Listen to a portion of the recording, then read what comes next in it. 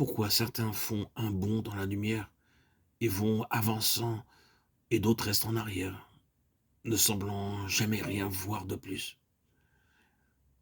Il y a toujours devant nous cette grande question qui se révèle à nos yeux. Dieu aurait-il des favoris? Oh, je ne le crois pas. Je pense qu'une grande partie de la réponse réside en ceci, à savoir que Dieu doit traiter avec ce qu'il trouve dans les personnes, si oui ou non elles ont des intentions sérieuses avec lui, s'il y a un chemin libre ou pas, ou si le terrain est déjà occupé, ce qui est une entrave pour lui.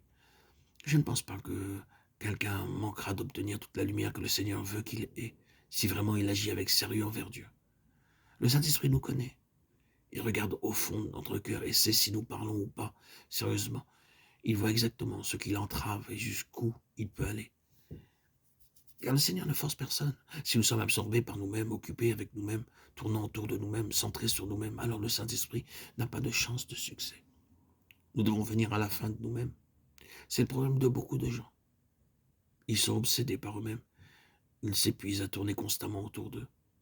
Ils ne tarderont pas à avoir un terrible choc qui affectera tout ce qu'ils sont supposés soutenir et représenter pour le Seigneur, et qui s'écroulera avec eux. Le Saint-Esprit n'a pas une voie libre. Nous devons sortir de ce chemin d'occupation de nous-mêmes.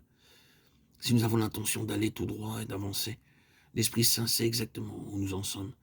Si nous sommes tellement attachés à ces choses que nous ne sommes pas ouverts au Seigneur pour recevoir plus de lumière, car nous pensons que nous avons tout, que les personnes avec lesquelles nous sommes associés ont tout, et nous en faisons partie.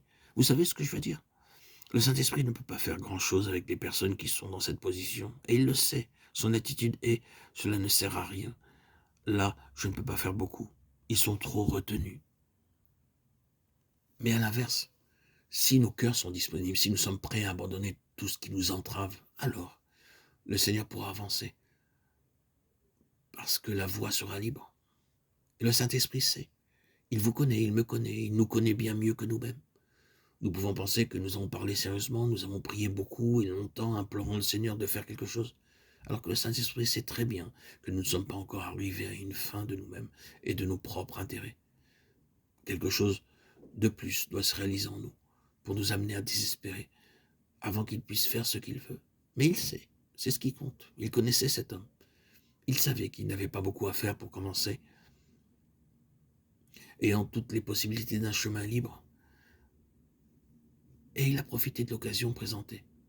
Ainsi, le Saint-Esprit a pu agir souverainement et faire connaître le Seigneur à l'Éthiopien. Il l'a fait pour satisfaire ce besoin.